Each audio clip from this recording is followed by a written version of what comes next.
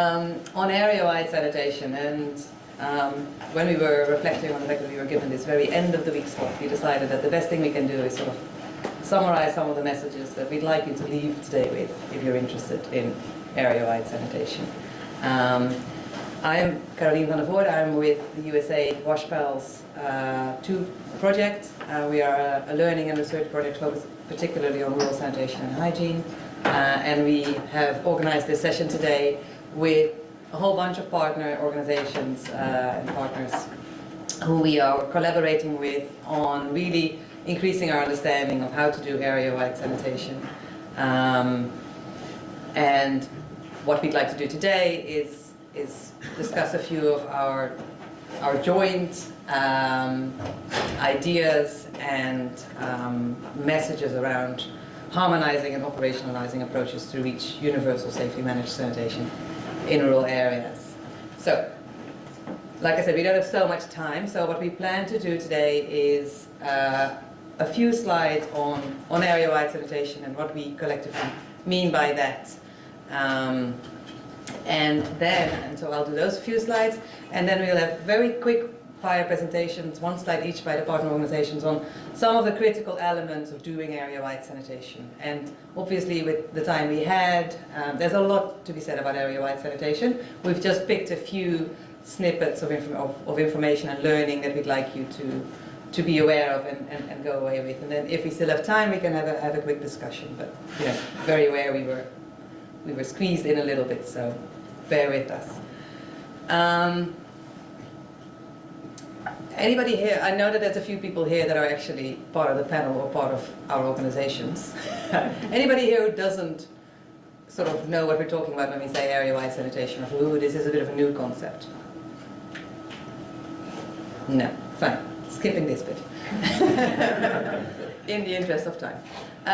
So, where we're coming from with this focus on area-wide sanitation is really, I think it's a culmination of sector learning, a progression of thinking on how we should be doing rural sanitation programming. We still see, even today, programs, projects that are, and as well as government policies and government programs that are focused particularly on reaching open defecation-free status. Where we think we need to be moving to is setting the bar higher and really focusing on achieving universal safely managed sanitation services. Similarly, there's still project-led approaches out there that are focused on reaching particular segments of the market or particular populations within the district, or that are set to deliver, you know, so many villages, so many people, rather than really taking a whole system or whole area point of view. And so really what we need to be moving to is a more outcome-driven, systems-based approach that supports subnational level planning and subnational level systems and monitoring and adaptation, and really tailoring of interventions to leaving no one behind. So WASHPaLS, when we started, WASHPaLS 2, when we started a few years back, we started by doing a bit of a desk review, understanding what all the different organizations and programs working in this space, how are they defining area-wide sanitation, what are the main components and elements, and are there a sort of set of common principles we all agree on.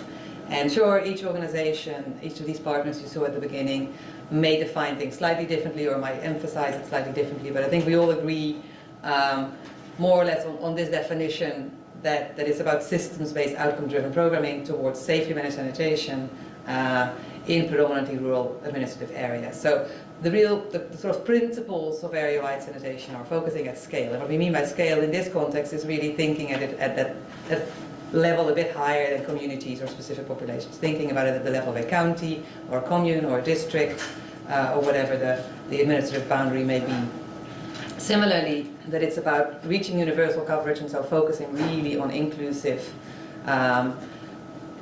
programming, focused particularly on the marginalized, vulnerable, and tailoring and adapting and combining approaches for that. And we'll get back to that topic as we move on today. Very importantly, area-wide sanitation needs to be driven and led by local governments. Local governments are the duty bearers, again a topic we'll get back to later today. And they have a role sometimes in implementation, but very importantly in ensuring the capacity and in overseeing and coordinating activities that take place in that district. And lastly, we're after sustainability. And this is why, at the previous slide, we made that point specifically about we need to think at a level higher than ODF, because ODF has done, amazingly in getting people to access sanitation that maybe previously didn't have that, but we've also seen a lot of problems with the quality of the sanitation being provided. So that's more or less what it is. But it's difficult. It's very complex because there's a lot involved. At the very least, it requires this interplay between strengthening the system building blocks, and we've spoken a lot this week about system strengthening, but that interplay between building those systems blocks, like planning and budgeting, like local regulation, capacity, monitoring, all these things, and the sanitation and hygiene interventions, and how those two strengthen each other.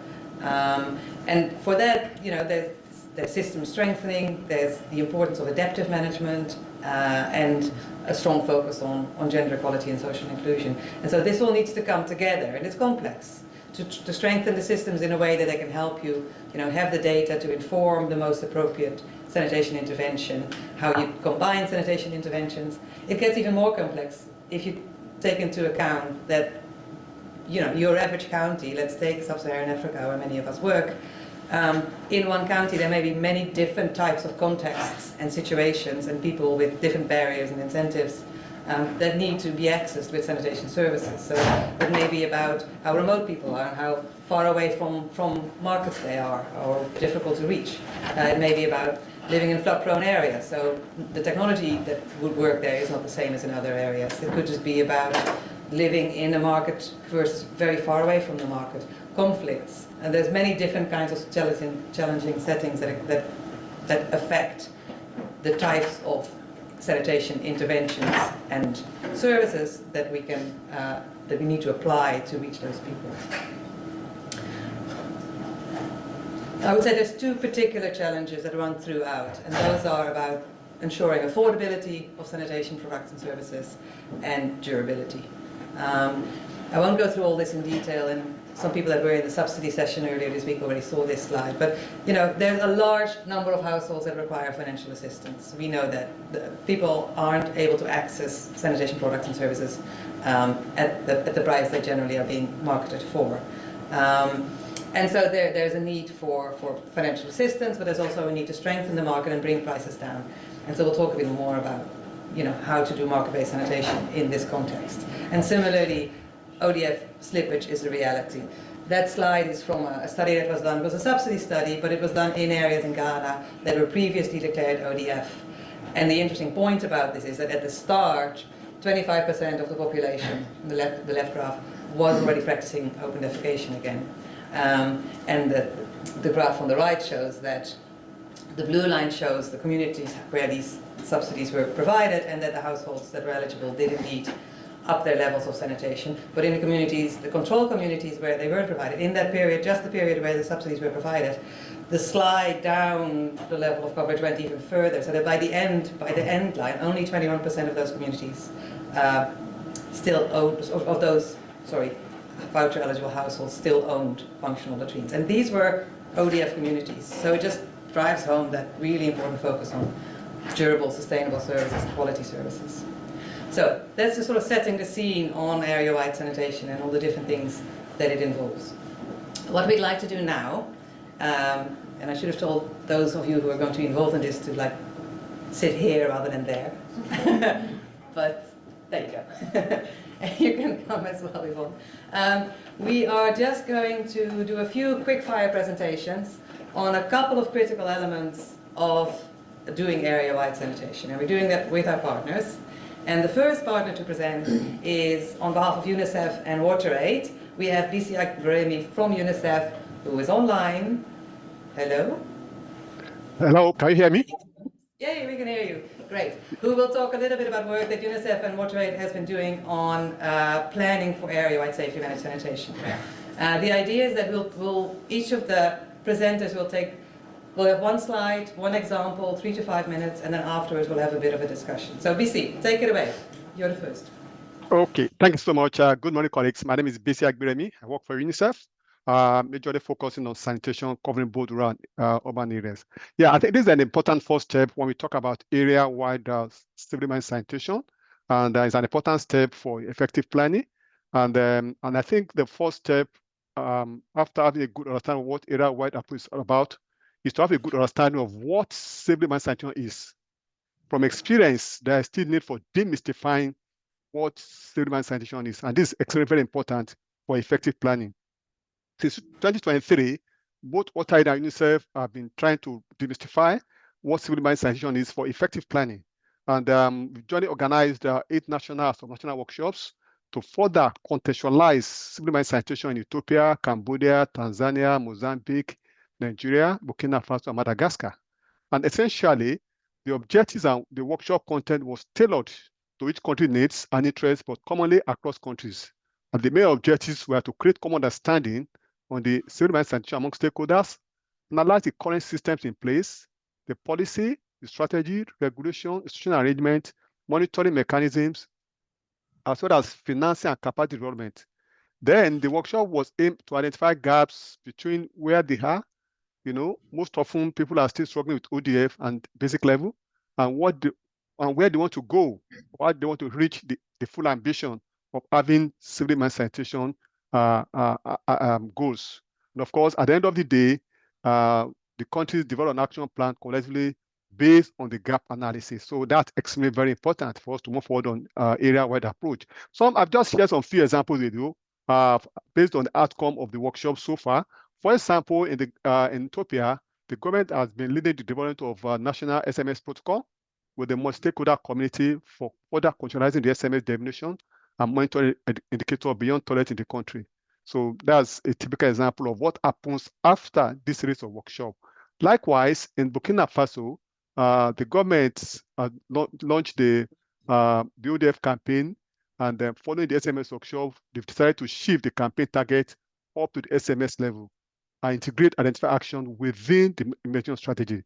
This is very important because, again, the overall ambition of area-wide approach is what safety management sanitation. And if you don't further amplify what this is all about, we still have this, most of our countries still working with ODF. ODF is okay, but again, for us to maximize the public health outcome of our investment, I think all of us have to have this full ambition of achieving SMS target. Likewise, in Cambodia, for example, one of the key gaps identified at the workshop was unclear definition around safe containment in local language and the inconsistency of monitoring indicators on SMS across different national service. Therefore, the Line Ministry agreed to clarify the existing definitions and harmonize the indicators across different services. So some of the key lessons that we've learned in this workshop include participation of a cross array of stakeholders, especially at decision-making level, to influence the planning and the implementation of the action plan. Then the joint stakeholder gap analysis tool called Who Does What as a way of help. And the workshop has been designed for 2.5 to 3 days from rapid gap analysis to action planning. And this has really helped a lot. And lastly, before I stop, the issue of mainstreaming climate resilience sanitation programming and approaches needs to be fully integrated into this as well too. Because again, we can achieve civil management sanitation. Look at the margin impact of climate change sanitation. We have to continue to mainstream climate resilience sanitation into this, as well as further reinforce the issue of gender and inclusion to the planning. These are just some of few examples of what we've done in the area of planning and what we could do to further ensure that we have an effective plan for area-wide approach to civil management sanitation. I will stop here, and I'm happy to listen to other colleagues and answer any questions if required. Over. Thank you. Thank you very much, BC, for setting the scene. And so earlier when I showed those blocks about there's the systems buildings blocks and there's the sanitation hygiene interventions, and they really need to come together. A lot of this work is this work is focused on understanding some of those key blocks. What do we even mean by safety managed sanitation in our context? What is the kind of data we would need to be able to inform our decision making around reaching area-wide sanitation? Where does accountability come in? And some of those themes we'll come back on in next slides. But I want to make a little jump to those sanitation hygiene interventions. A key intervention, particularly given what we were just saying about wanting to move up from open defecation focused programming to programming that delivers products and services that last, is market-based sanitation and the role the market needs to play in reaching people with better products. So for that, we are asking Lars Osterwalder, who will speak on behalf of IRC-WASH and PSI Ethiopia and the Transform WASH program, about some work they've been doing in Ethiopia, some learning on how MBS has been able to reach area-wide sanitation goals. You can stand here, but that's my running here. Are you all right? Well, good morning, everyone.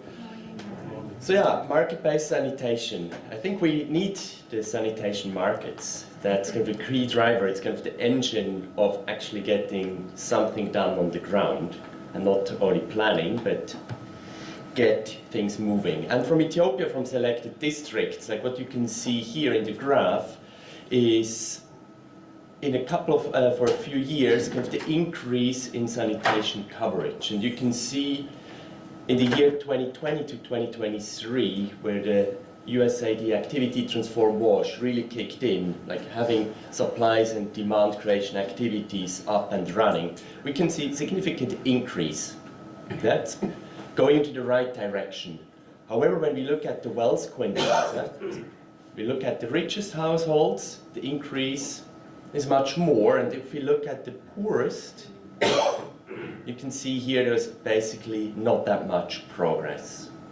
So the learning from that, and why area-wide sanitation becomes important, is that we need to combine, we need to think a bit beyond for market-based sanitation also, on how can we really reach everyone, what loan and savings products are there for certain population segments, how can we possibly work with sanitation subsidies or other tools, like really pushing the market, having good products at affordable prices, but then also additional funding where needed to support the poorest. And we'll come back to all the speakers after, so we're just making them talk really fast now, and then we have some time for discussion after. Thanks, Lars. And I would say one other point to add as well is that I think MBS programs maybe initially were focused on just getting the market going. I think this graph shows that really well. In order to reach those poorer quintiles, that does require adaptation of how an MBS program is set up and how it targets people that it's trying to reach with services. So another example, also talking on MBS a bit, but in a different setting, is from Yvonne Digali from Water for People, who will talk a little bit about institutionalizing some of this MBS focus into programs in Uganda. Great. Good morning, everybody. So I'll speak to particularly MBS, planning and adaptation of this approach in a more sort of rural setting. So as you can see on this graph, so already in Kamwenge from 2021, where's the mic? Yeah. So from 2021 to 2024, already the latrine coverage was already high, yeah? And then, so now the focus with this market-based solution has been in terms of being able to improve the sanitation facilities. So people already had their facilities, people already not having open defecation. That's not the problem. The problem is how can we then be able to improve the facilities to then be able to move them up the ladder. And this is where the MBS approach. So initially the focus started with ensuring latrine coverage and then shifted to improving those facilities. Lars was talking about products that can meet for everybody and affordable. So a lot of that went into being able to develop those products that take into consideration both basic and safely managed. So even things just as improving like your slab, but all the way even to thinking through sort of those toilets that are doing both treatment in situ as well. So you also have some of those. But again, looking at affordability, looking at the geographical terrain, looking at sort of the customer's tastes and preferences. A lot of that has been emphasized. And then of course going into supply chain development, working a lot with the local masons within these sub-counties and within the districts so that they are the ones who are actually having those products, seeing how you can get together as households and sort of aggregate your materials. So if I'm buying sand and we have 5 households that are constructing toilets, as opposed to me, but each person sending for a trip of sand, how can you sort of do all of these things together? A lot of role models have been picked up when it gets to mindset shifts.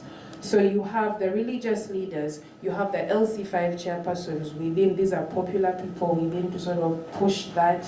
And then of course also having, at the district level, having a focal point person for this market-based sanitation approach. So this is working within the district health office, and they are the ones who are pushing, the health assistants, the health inspectors, and of course utilization of some of the coordination platforms within the district to be able to amplify market-based sanitation adoption. Thank you.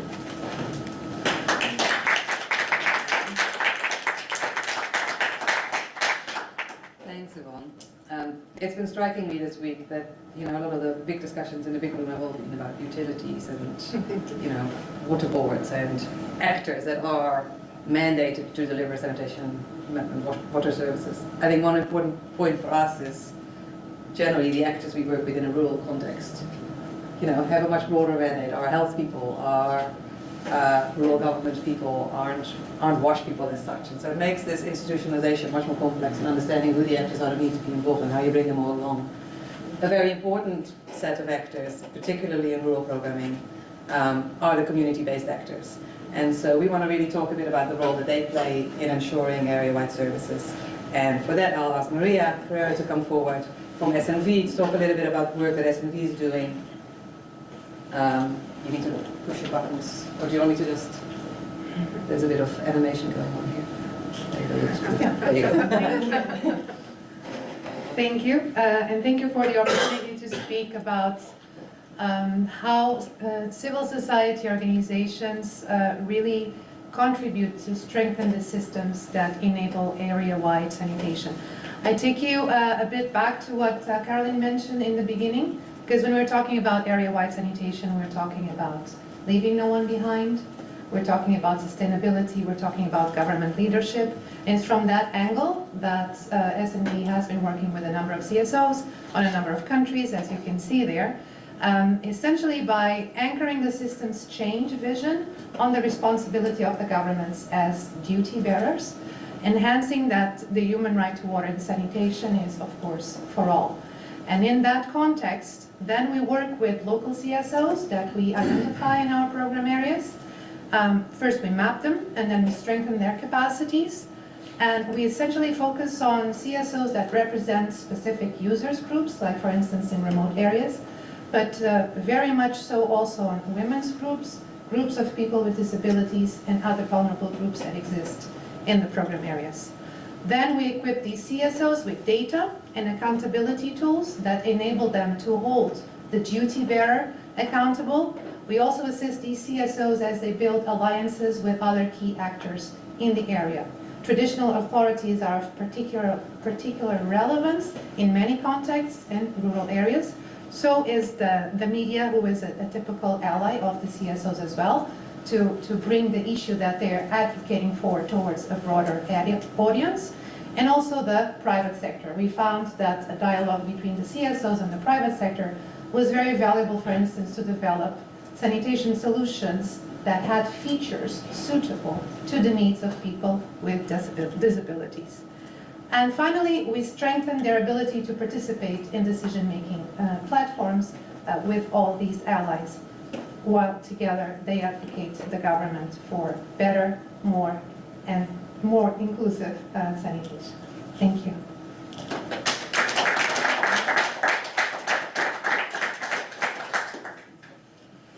Thanks. So one last one, and then we open up for discussion. So that's about the very important role of community actors and civil society groups, and particularly women, people in vulnerable situations.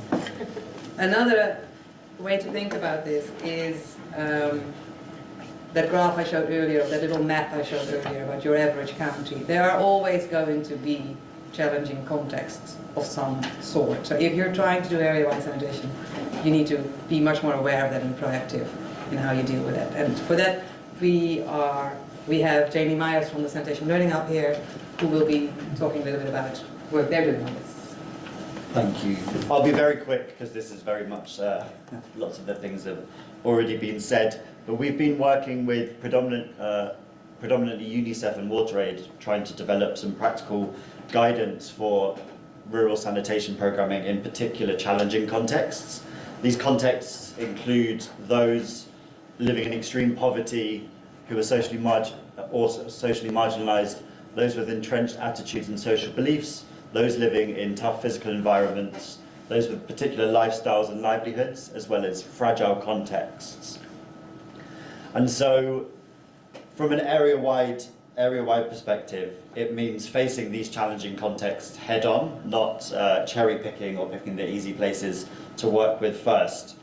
There will be individuals, households and communities where these business as usual large-scale sanitation programs will likely need adaptation and tailoring across the program cycle, whether planning, implementing and through monitoring and evaluation, and also advocacy.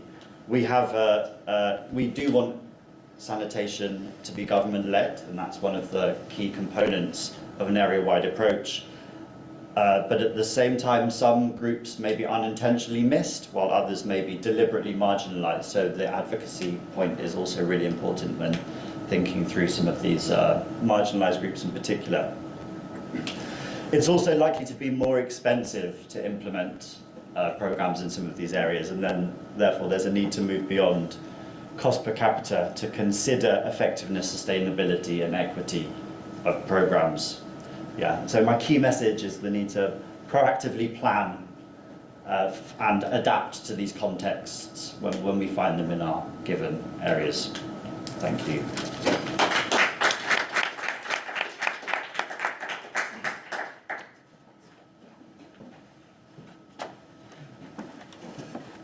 So I said at the start, we just want to give you a few snippets of work that's going on in this space, so highlighting a few critical elements of how you do area-wide sanitation. These are by no means the only ones. There's a lot to be done. And so I'll open it up to the floor now for any questions you might have to any of the speakers, and BC is also still with us. But I also want to ask you, from your perspective, do you feel that there are particular critical elements of doing area-wide sanitation that we need, if we would have had more time, we should have added to our list? From your experience, and can you tell us a little bit about those experiences, if so? So, any reactions, questions?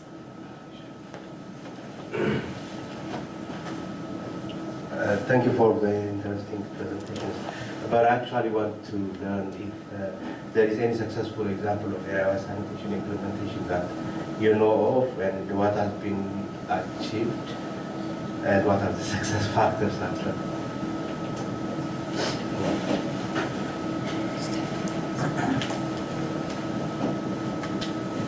Just to the follow-up question with Dagi, especially from the SNV presentation. First of all, I would like to thank everyone. It's a really good presentation. So system strengthening in particular is very important for area-wide inclusive sanitation. And SNV presented that you have a good experience working with the government, civil society and other partners in terms of accountability. So could you give us some maybe critical achievement that you have achieved, and what lesson learned and challenge faced? Because it could be a very good learning for us. Thank you. Thank you. I'll take those two and then come back to the back. Thank you. Thank you for the opportunity to speak more about it. So first, it has to be said, this is a long-term journey, right?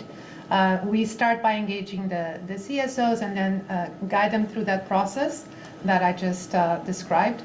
And in terms of achievements, we've had, for instance, in Indonesia, we've had 2 districts declared open defecation free, largely through the results of the CSOs advocating the local authorities in that direction. We also have, for instance, in Zambia, where we had a number of public facilities that got upgraded and new ones constructed with disability features, so that everybody in that area can actually use them. So those are 2 examples that I just bring forward in terms of achievements. And then lessons learned. Well, the first one I already mentioned. We have to be mindful that this is going to take time. You don't start working with a CSO today and expect to see results a year from now or even 2 years from now. It is a journey. we found that the selection of the CSOs to support is a very critical element of success. So we're quite thorough in our verification process before partnering with them.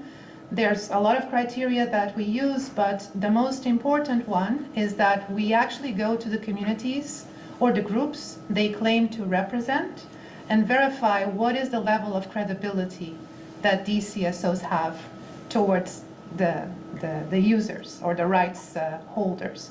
That is very, very important, because sometimes you find CSOs that claim to be doing this or that here and there, and then when you actually go in and see that is not true, and then if you don't get that right, that compromises the entire credibility of the process you are trying to instill.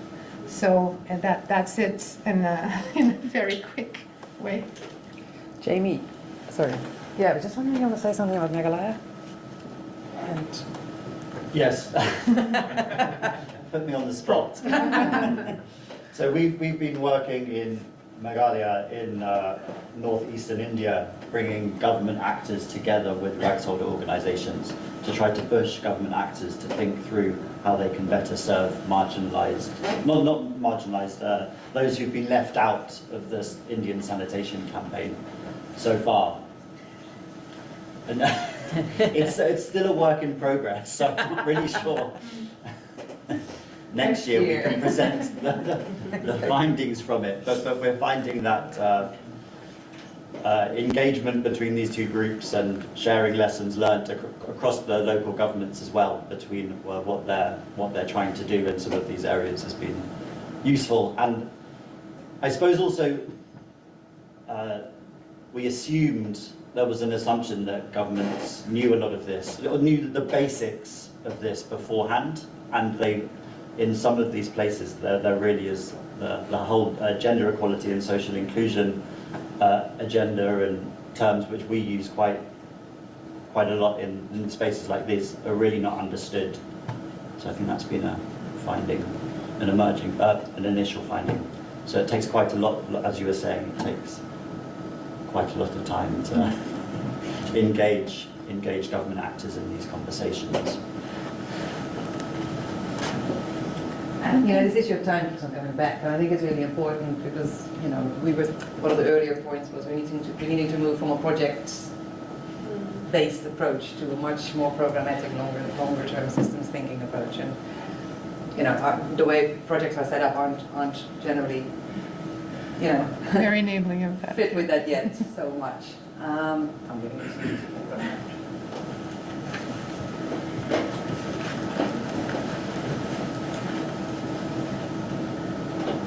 Hi, my name is Precious, and I just had a question around this slide actually, around the fragile context. Can you clarify when you're saying fragile context, are you talking about emergency fragile context, which is or the general fragile context that, okay. And then the second question would be, just if you can speak more to this slide, because there is a lot when it comes to fragile context, for example, you may have, the enabling environment might be very limited or non-existent. And trying to work within that environment can be very difficult. So what are your advice, you know, especially with working in that fragile context and noting that there is very limited enabling environment? Let's take a few, because we only have one mic, so let's just take a few questions and then we'll bring the mic up front again. Thank you very much. Patience from Ghana. So I think when it comes to area rights and sanitation, we see behavioral change as one of the major, you know, I would say, efforts that need to go in tandem with all the various efforts within the system. One of the reasons why maybe in Ghana we haven't really gone that far when it comes to the expected result has to do with this BCC, the behavioral change campaign. So I just want to learn maybe from our panelists complaint, particularly from Uganda. What difference is it making with regards to this efforts? What is it making? Since we have advocacy, how have you planned so well, when it comes to communication and then the feedback, that is actually expected from the constituents or from the community folks? I'm saying this because it entails a lot, of effort and also of money. And sometimes we go, we focus more on the indicators and then providing the facilities and all. But how well, have you planned so well when it comes to communication and getting the needed feedback and the consistency of it? And I will, yeah.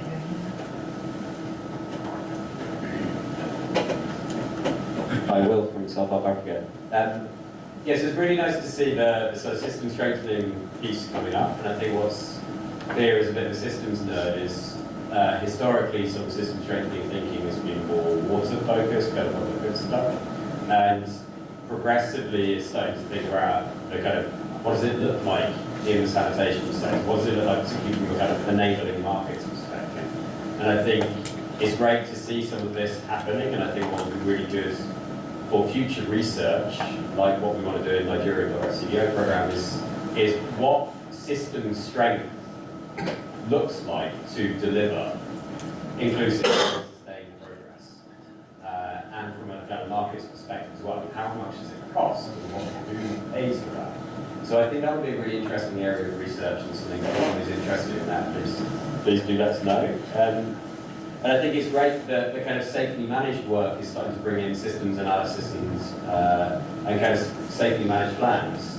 In the context of Nigeria, where a large part of the country is still struggling to achieve ODF, I do wonder whether there's a risk of setting the bar a bit further and being like, So I think it's that, like, is there anything in between that that could be pragmatic in some of these contexts where ODF is still really the kind of sector priority?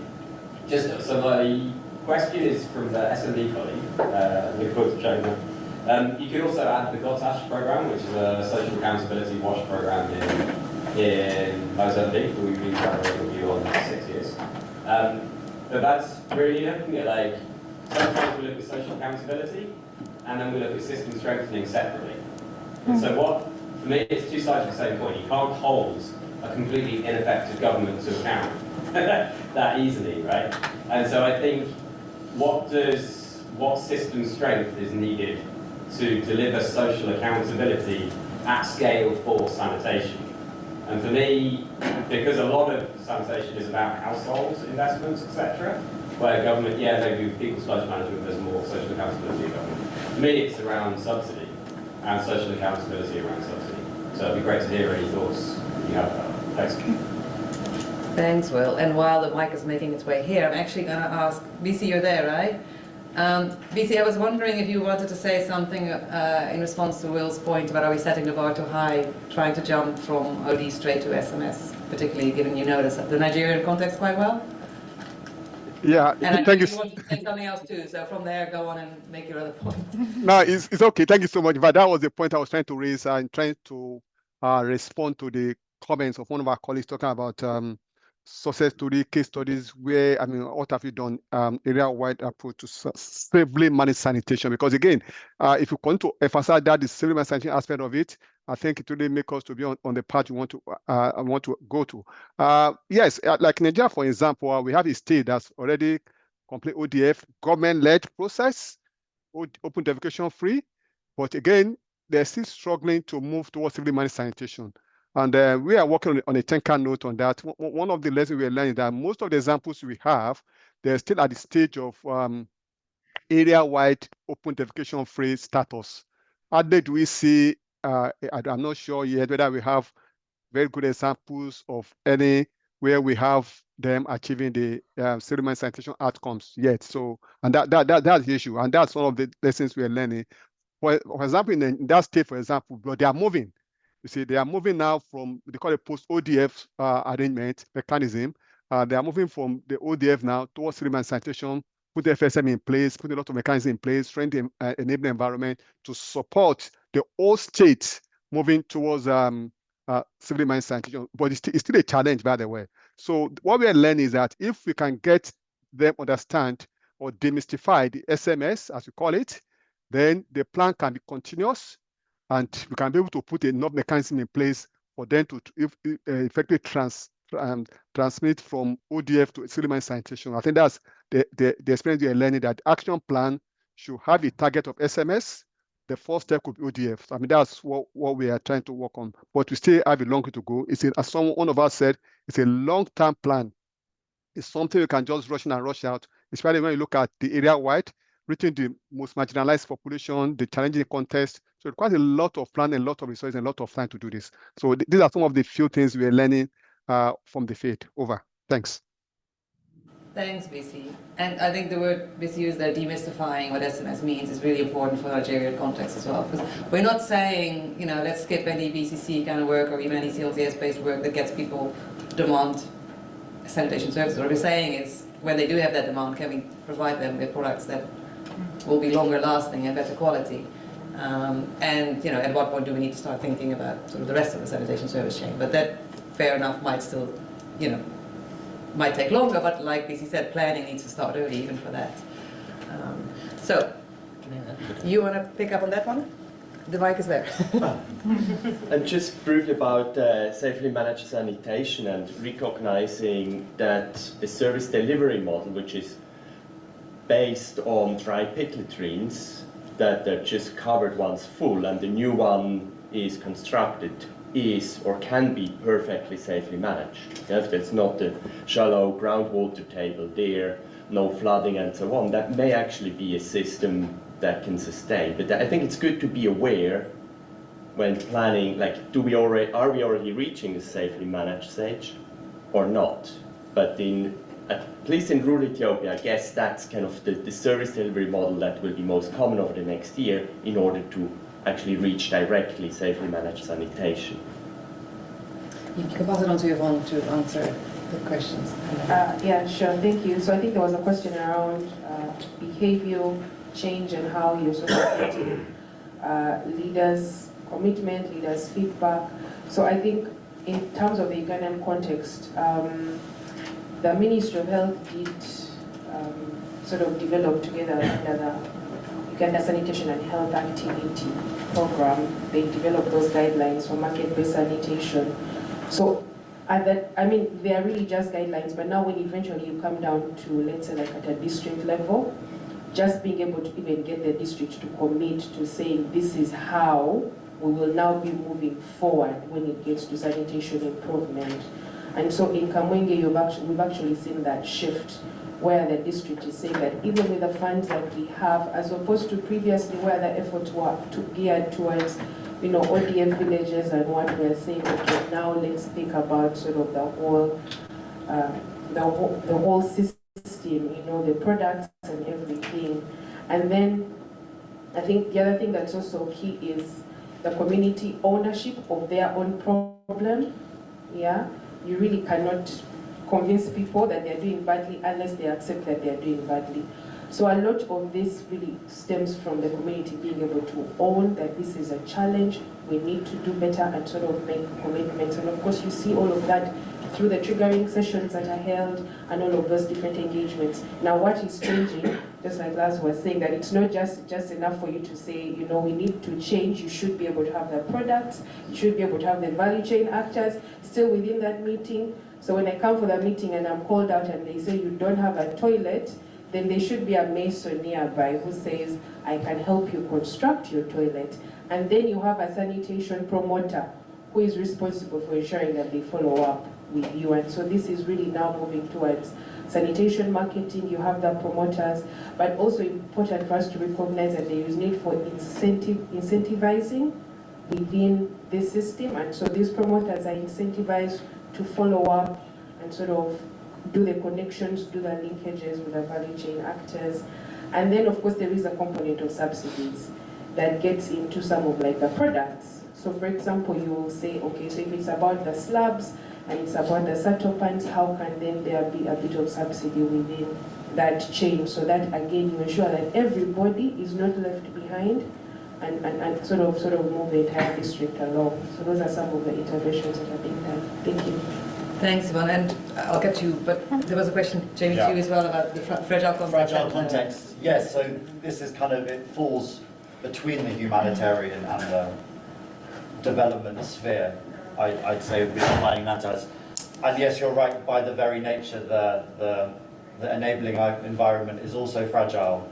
So I think the only bit of advice I have is kind of spending time to understand the nature of the context and the nature of the enabling environment, and getting an understanding of that there will be parts. I'm trying to link it to the area wide. Yeah. So what parts of how can the enabling environment delivering in certain spaces, and can it be supported in different ways to make it deliver for the whole area? But yes, no, it's challenging, but trying to understand the nature of the conflict, the nature of the enabling environment better, as well as the sanitation situation in some of these communities. And if you're interested, the person in the deck asking the other question earlier, Will, has some interesting experiences to share with you afterwards about work they're doing in Nigeria in a very fragile context. And a lot of it comes back to understanding what the enabling environment looks like, and this problem of the humanitarian and development partners just not talking to each other, or there not being the mechanisms even in place for them to connect. So I would say afterwards, connect with Will as well. And I'm also working with Will. And he's in them project. too, so you can. It's taken a lot. It takes a long time to really understand the nature of these situations and plan accordingly.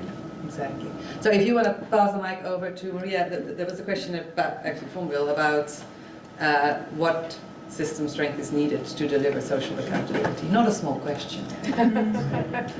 Not a small question, but a very critical one. I'm thankful for it. I think essentially it can be very tempting to bypass weakened or fragile government structures and go into deliver services to people in need. And I'm not saying that shouldn't be done. Of course, there are emergency situations, and that is definitely the right thing to do. But if we are really thinking ahead and thinking sustainability and thinking scale and really thinking about placing the responsibility for the human right to water and sanitation where it needs to be, then we cannot, in all honesty, bypass government structures. And that is a lot of work, and it's often pretty frustrating, very time consuming. From our experience as SNV in at least 10 countries that I can think of with the Sustainable Sanitation and Hygiene for All program in the past 14 years, what we have learned. Yeah, so there is the capacity strengthening bit. For sure, you need to work the governments on that. There is the financing aspects. There is the multi-stakeholder coordination within the government and with actors outside the government. And I spoke a little bit about that towards CSOs, traditional authorities, also the private sector. There is the push to embed key principles within the formal planning and budgeting exercises of the local government. There is the pressure and the checks and balances that also need to be put in the system to keep the government going, especially through electoral cycles. There is also the need to get the buy-in of the political leaders. There's also the work in bridging the gap between national level and subnational governments and feeding that loop, and also anchoring the work in the country's own policies and political targets and commitments. And there is also a lot of work around data systems and monitoring so that effective decision making can be done.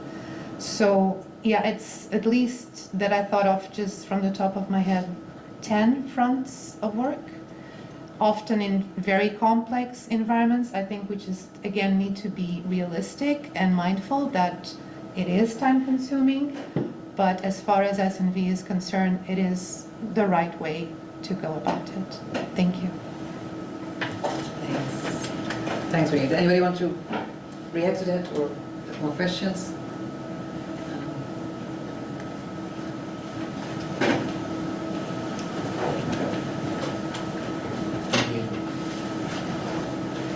Yeah, hi, thank you so much. I had a question sort of surrounding targeting for area-wide sanitation. I think what we've heard a lot of this conference is, last mile populations aren't static, they're actually very dynamic. Households can be poor, not poor, week to week, month to month.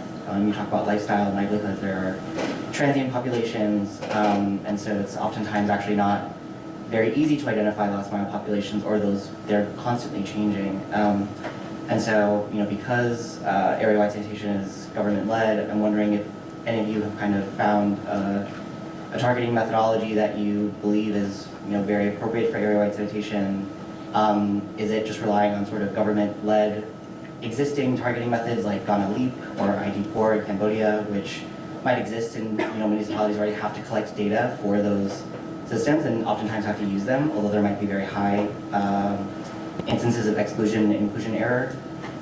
Or is it kind of setting up and building the capacity of municipalities to conduct targeting themselves? Or is it working with CSOs and members of the community to identify those populations? So yeah, I just wanted to get your thoughts on that and maybe targeting more generally. Thank you so much. Small final question. Yeah, quickly, because we only have a few minutes left. My question is to Lars. When looking at the graphs that you have presented in MBPS, it looks like that better income households are benefiting the intervention. You see the proposals are left behind, and the trend is also increasing for better income and declining for others. So what do you suggest in terms of looking at the per capita income of those communities? Still affordability will be an issue, the context you are working WASH in Ethiopia. So what do you recommend so that PROPO will not be left behind? Because another role also, does MBPS address PROPO? Yes, no, yes, yes. A bit increased. There are some questions for the PROPO, and what will be your advice to back WASH intervention? Thank you.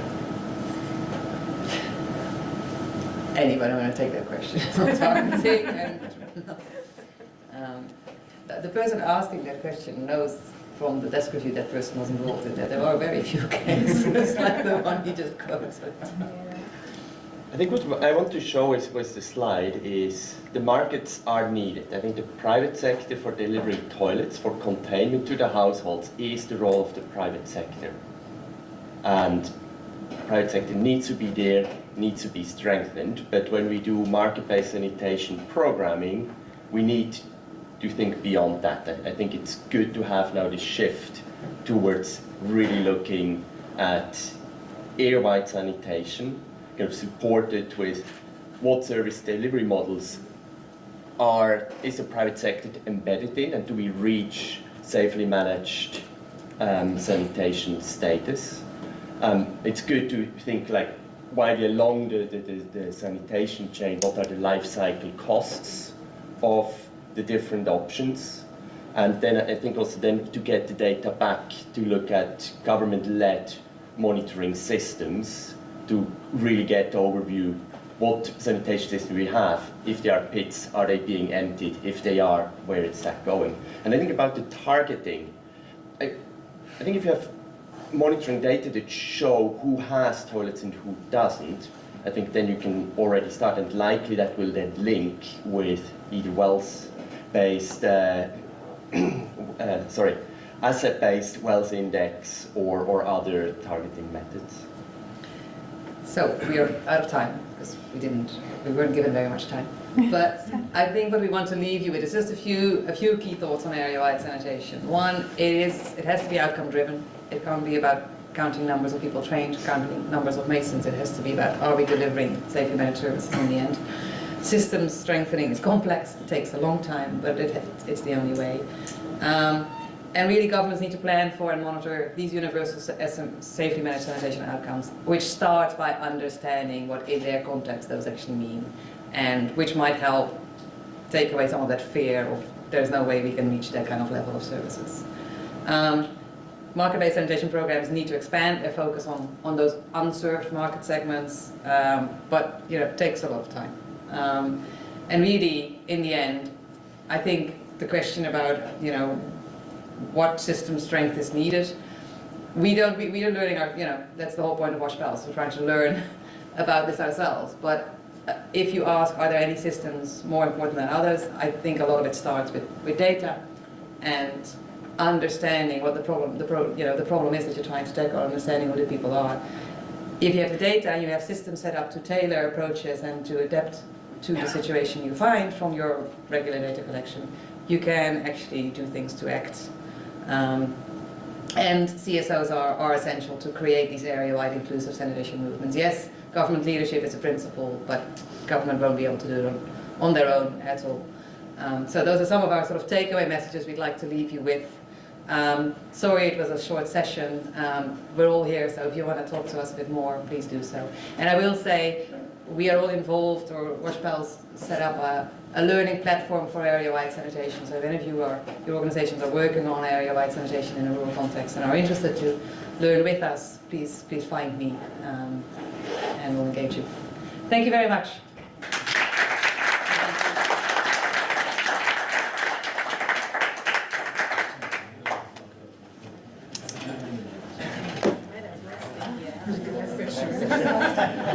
Thanks, PC. Thanks. Bye. Even the 90 minutes one felt very pushed, the 55 minutes one is like... But I think... Are you the next one? I'm the next one. That's why you're continuing on.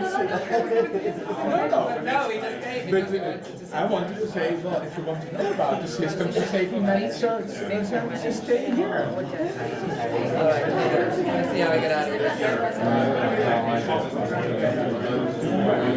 Where's the lady? Hi, sorry. Yeah. Where did the lady go?